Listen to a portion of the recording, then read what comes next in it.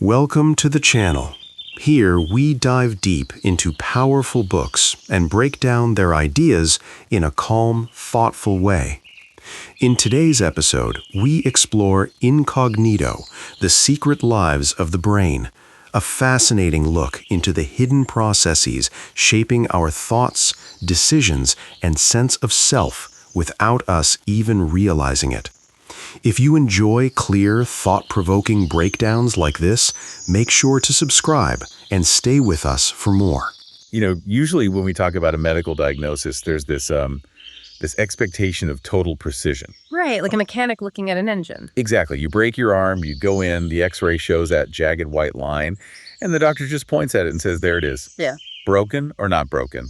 It's binary, it's visible, and, well, frankly, it's comforting. It really is. It gives us a sense of control. I mean, if we can see the broken mechanism, we feel like we can fix the mechanism. But then you step into the world of the human mind, and suddenly that x-ray machine is it's totally useless. We are looking at a diagnostic landscape that is entirely murky. Yeah, the rules completely change. And that's exactly where we are heading today for this deep dive. Welcome in, by the way. Our mission today is to completely deconstruct everything you think you know about your own mind.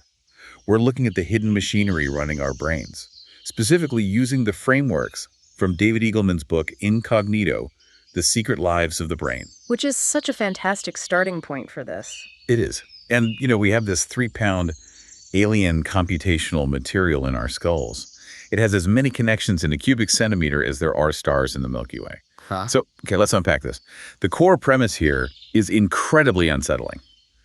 The conscious the voice in your head right now, is not the pilot of your life. Not even close. You're just a tiny stowaway on this massive transatlantic steamship, basically taking credit for all the incredible engineering happening beneath the surface. Which, I mean, that is a profound shift in how we view ourselves. When you think about the history of human intellectual development, we've had to endure some pretty brutal demotions over the centuries. Oh, for sure. Like the whole Earth being the center of the universe thing. Exactly, the astronomical dethronement. We looked up at the sky and just assumed the Earth was the center. I mean, it feels intuitively correct, right? The sun literally looks like it goes around us. Right. I wake up, the sun rises, it sets, makes total sense. But then Galileo builds a telescope, observes the moons of Jupiter, and suddenly we have to face the music. We aren't the center, we're just a rock orbiting a totally average star. Yeah, which people did not like. They hated it.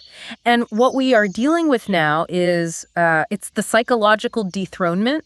Sigmund Freud, regardless of what you think of his specific theories, he introduced this massive idea that our conscious mind is not the center of our behavior. A whole iceberg analogy. Right, just the tip of the iceberg. The vast majority of the mind is underwater, totally inaccessible to our waking awareness. And just like Galileo caused this profound unease, this causes unease because it implies we aren't even the masters of our own house. I really want to dig into that unease, actually, because there is this brilliant story from 1949 that I think perfectly captures why we fight this idea so hard. There was this man named Arthur Alberts, and he traveled to these remote villages in West Africa with a Jeep-powered tape recorder. He wanted to record traditional music. Oh, right, the voice-stealing story. Yeah. So he plays a recording of a man's voice back to him, and the man absolutely panicked. He accused Alberts of stealing his tongue. Like, Alberts literally had to hold up a mirror to show the man his tongue was still in his mouth. Which sounds wild to us now. Right, but to the tribesmen, a voice seemed entirely ephemeral. Capturing it in a box was terrifying, tremendous magic. And honestly, you can understand the intuition there. A voice feels weightless. It doesn't seem to occupy physical space. It's just out there. Exactly. But of course, mechanically, we know a voice is just physical air compression. Your vocal cords vibrate, creating these waves of density in the air. If you build a machine sensitive enough, like a microphone, it has a diaphragm that literally physically moves in response to those density changes. Which brings us to our thoughts. Because our thoughts feel just as weightless as a voice, right? They feel like these abstract concepts just like floating in a void like feathers on the wind. But they aren't. No. They are deeply, inextricably tethered to the physical state of the brain. The title makes this point. If you slam your pinky finger in a car door, you experience intense pain, obviously, but your conscious experience, your actual personality, it doesn't shift. You're still you. Right. But if you were to damage an equivalent tiny volume of brain tissue, you might suddenly lose the ability to name animals. Or you might not understand what a mirror is anymore. The mind is entirely dependent on that wet chemical electrical network. The physical material dictates the state of your thoughts. I mean, think about if you modify that tissue with a chemical, you drink coffee or alcohol or take antidepressants, and your thoughts change. Because of the physical chemistry. Right, because you've altered the neurochemistry at the synaptic clefts. Brains are basically in the business of gathering information and steering behavior, and the overwhelming majority of that physical computation happens well below your conscious security clearance. Okay, give me the mechanics of that, because there's a study mentioned in the sources that I think perfectly illustrates this lack of security clearance. The pupil dilation study. Oh, this is a classic. So researchers took a group of men and asked them to rate photographs of different women's faces based on attractiveness. Just, rank them. Seems simple enough. Yeah, but unbeknownst to the subjects, the researchers had manipulated the photos. In half of them, they slightly altered the women's eyes so their pupils appeared dilated. Which is a biological signal, right? Exactly. Biologically speaking, pupil dilation is a sign of sympathetic nervous system arousal. It's a hardwired cue of sexual excitement and readiness. And the men consistently rank the women with the dilated pupils as more attractive. But here's the critical part, the part that blows my mind.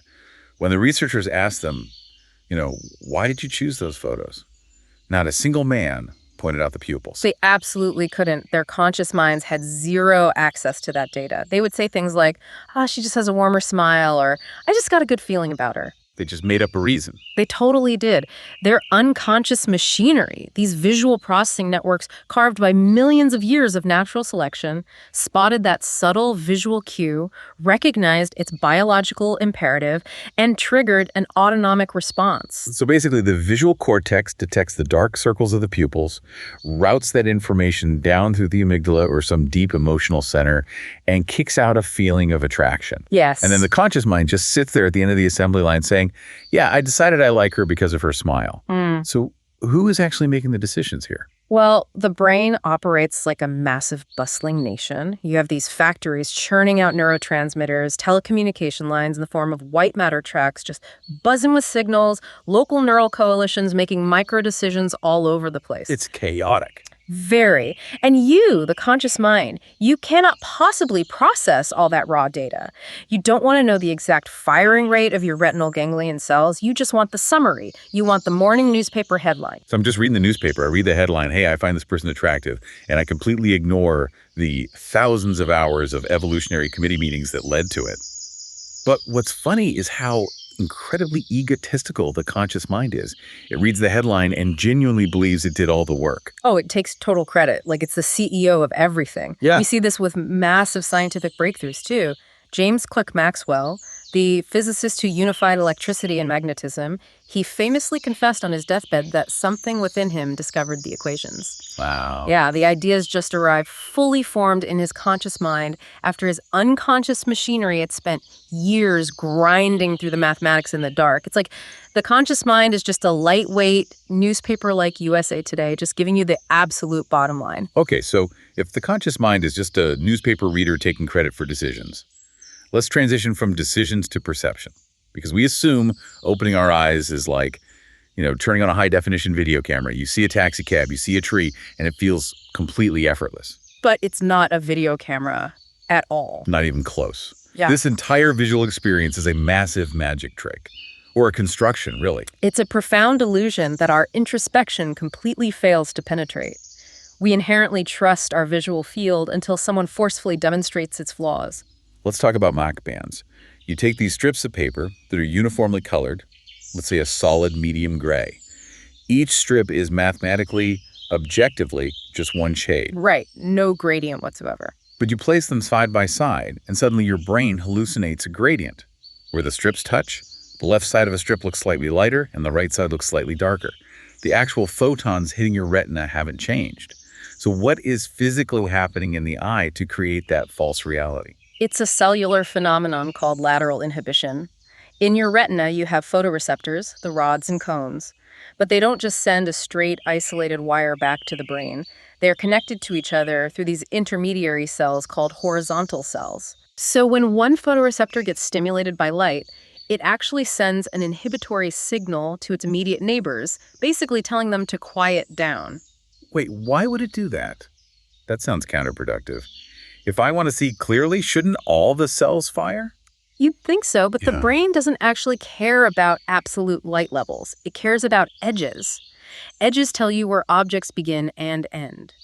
By having a bright pixel actively suppress the dark pixels right next to it, the visual system artificially ramps up the contrast precisely at the boundary. So your eye is literally distorting reality at the cellular level before the signal even reaches the optic nerve. Yes, just so you can distinguish objects more clearly. It's photoshopping the image before you even see it. Okay, so third-hour retinas are editing the raw data, but the higher level editing in the brain is even more drastic. Let's look at the change blindness experiments. Oh, the door one. Yes.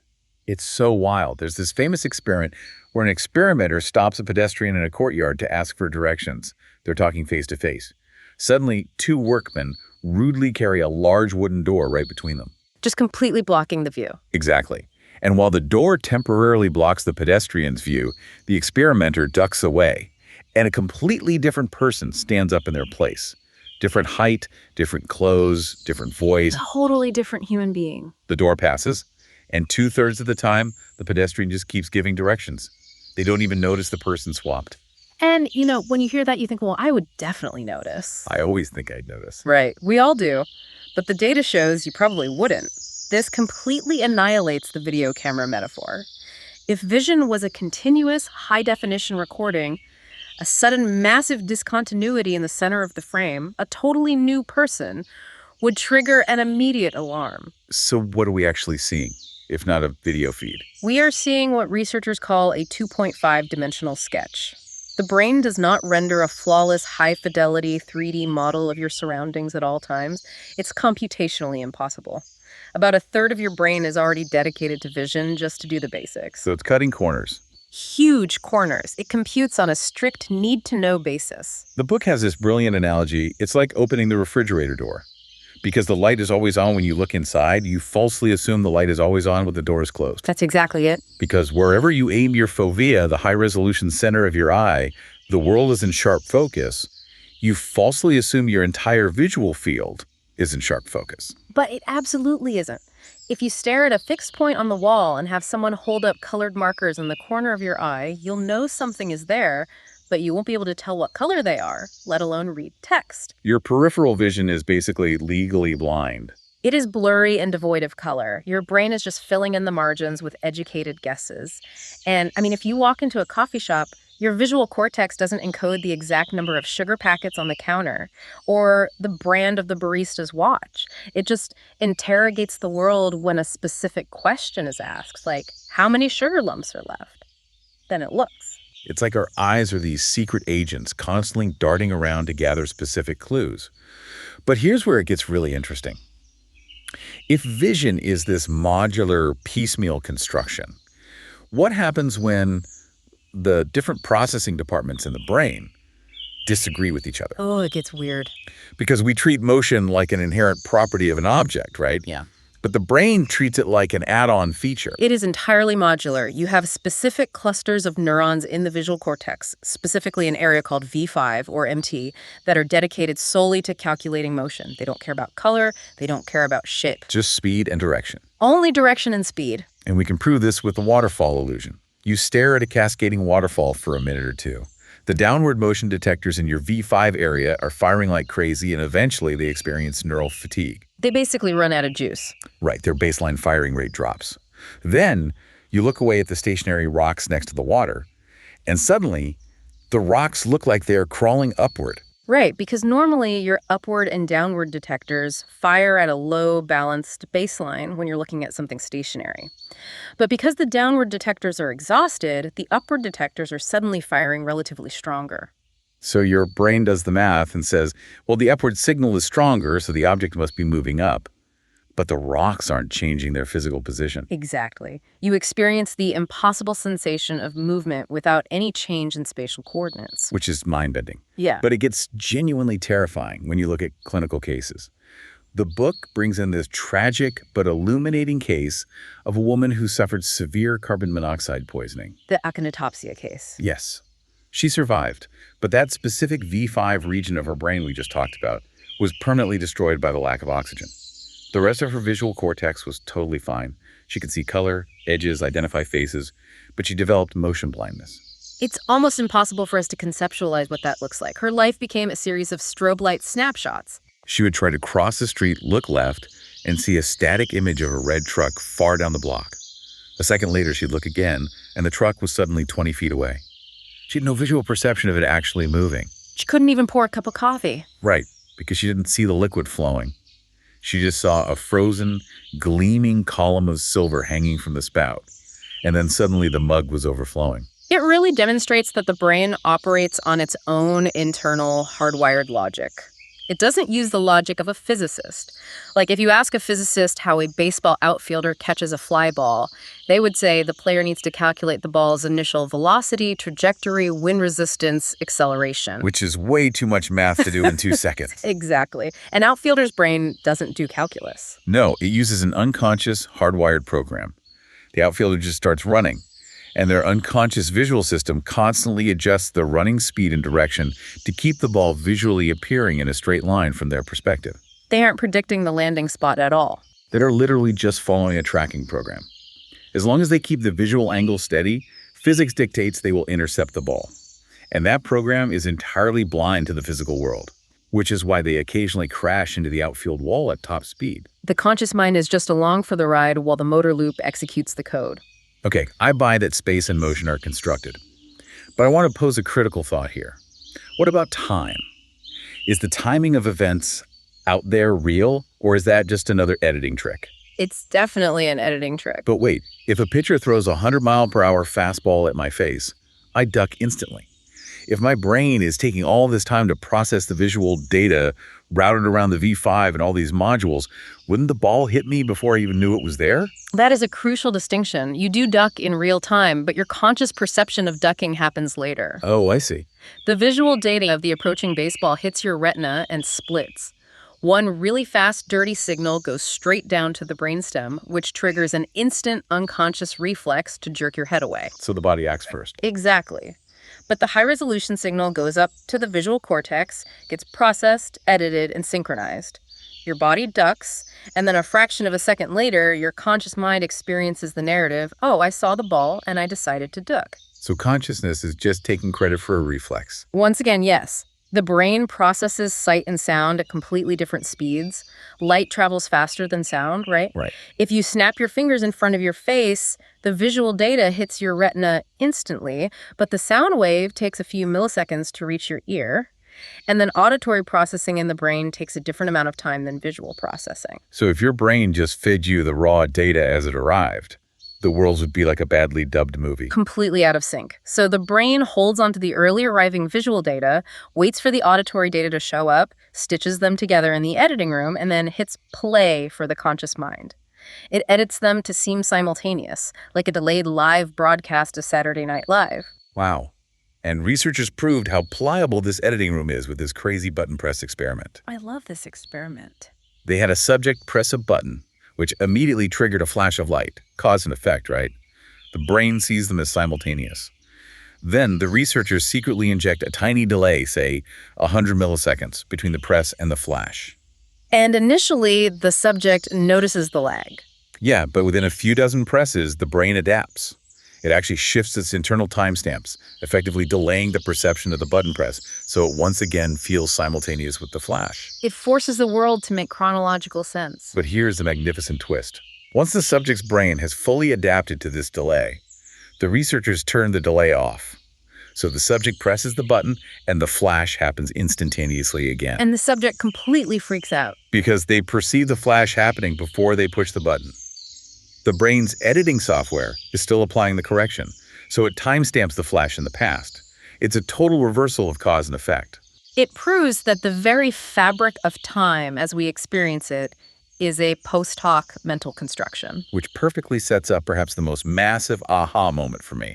Think about the physical environment of the brain. It is locked inside a vault of bone. It is in absolute pitch black darkness. It has no eyes, it has no ears. The brain doesn't see light or hear sound. No, a photon never touches the visual cortex. Never. It only processes electrochemical signals. The eye is just a transducer. It catches photons and converts them into electrical spikes. Hmm. By the time the data reaches the brain, it is all just the exact same currency. And this brings us to Mike May, which is one of the most incredible stories. Mike May was blinded in a chemical explosion when he was 3 years old. He lived his entire life blind. Then at 43, medical technology advances and he undergoes a procedure that completely restores the physical optics of his eyes. The physical camera's fixed. The bandages come off, his 2 sons are standing in the room, and you'd expect this incredibly emotional cinematic moment where he sees his children for the first time. But that's not what happens at all. No, because vision is not just a free gift of having working optics. He doesn't see his children's faces. He experiences pure chaos, uninterpretable sensations. Right, because his visual cortex hadn't processed light in 4 decades. The brain had literally forgotten how to translate the signals. An object getting closer just looked like it was magically inflating in size to him. It was terrifying. But the flip side of this, the incredible optimistic side, is that if the brain is just a dark box trying to interpret electrical signals, it doesn't actually care where the signals come from. Yes. Enter Eric Weimer, the blind mountaineer who climbed Mount Everest. He doesn't have working eyes, but he sees using his tongue. This is Paul Bacchi-Rita's concept of sensory substitution. Just give the brain the information and it will figure it out. So Weimer uses this device called a brain port. It's a video camera on his glasses that translates the video feed into electrical pulses on a grid of 600 tiny electrodes sitting on his tongue. At first, it just feels like pop rocks, just tingling on his tongue. But then he moves his head, and the tingling pattern shifts in correlation with his movement. And the brain is a correlation machine. It realizes this data stream represents spatial depth. And eventually, the tactile sensation vanishes, and his brain translates those electrical tingles on the tongue into actual 3-dimensional spatial awareness. He can catch a ball. It's like learning a language. To a blind person's brain, the visual signals are like hearing a foreign dialect.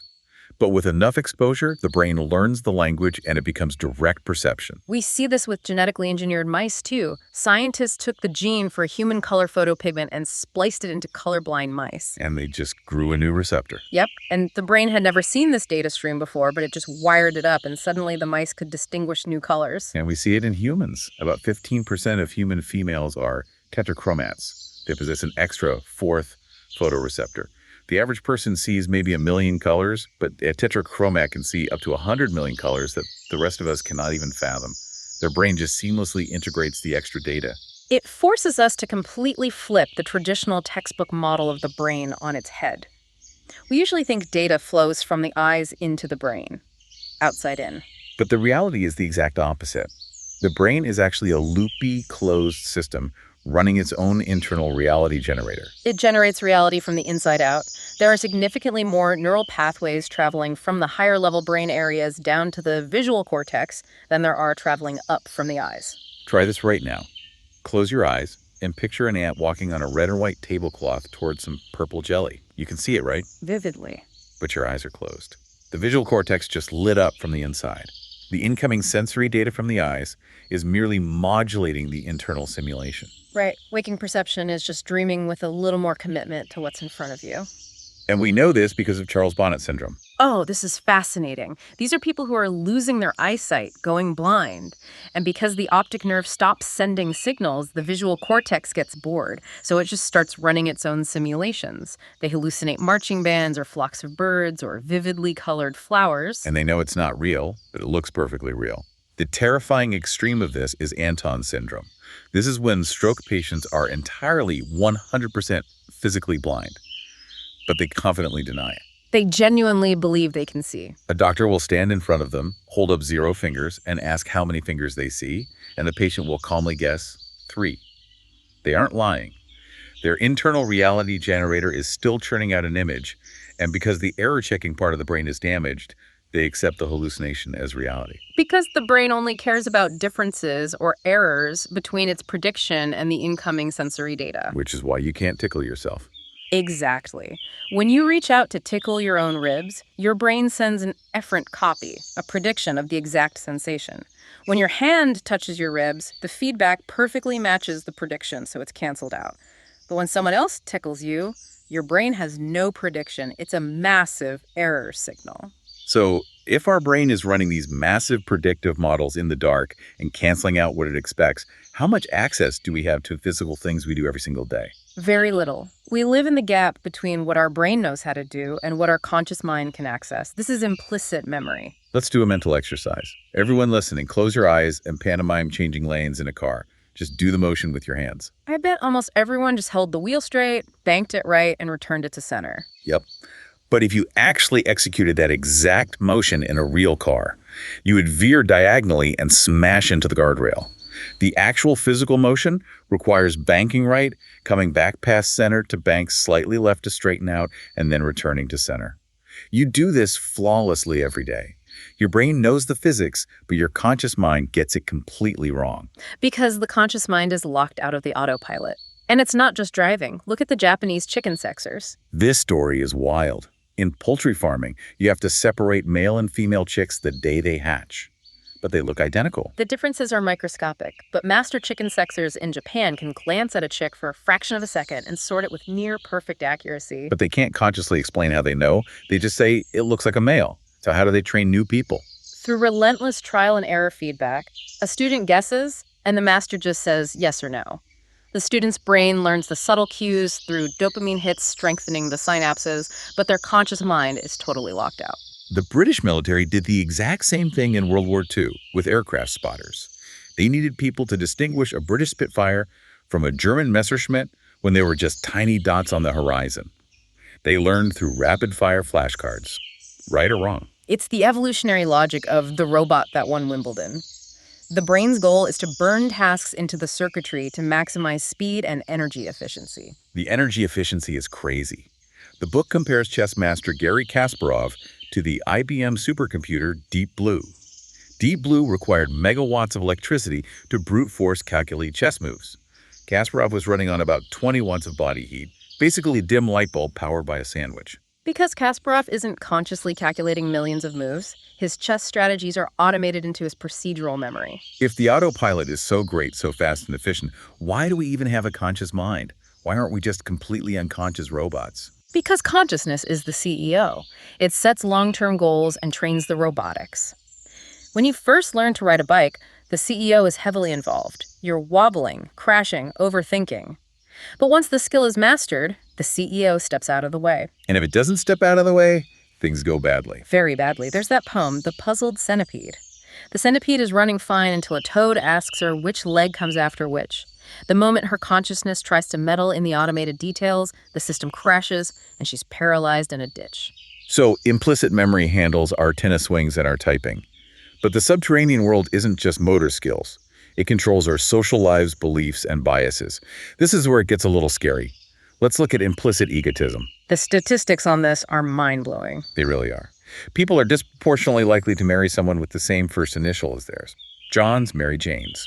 And it gets weirder. Dentists are disproportionately named Dennis. Roofers' names start with R. And people born on February 2nd, 22 are statistically more likely to move to Twin Lakes, Wisconsin. It's absurd. If you ask Dennis why he became a dentist, he's going to give you a perfectly rational story about liking teeth or wanting a stable job. He doesn't know his unconscious steered him there because the word sounds like his name. Our conscious minds are completely oblivious to these hidden biases, and we measure this with the implicit association test, the IAT. This is where they pair positive or negative words with photos of overweight or thin people. Right, and even if people explicitly swear they do not hold any prejudice, the test reveals hidden hesitation. If an implicitly biased person has to pair an overweight face with a positive word, their neural pathways experience friction. They hesitate for a few milliseconds. You can even track the exact trajectory of their computer mouse. The hand will physically arc slightly toward the negative button first, before the conscious mind yanks it back on track. The bias literally leaks out of the body. The body acts as an antenna for the unconscious mind. Physical states steer our behavior. Which brings us to the incredible card deck experiment by Antonio Damasio.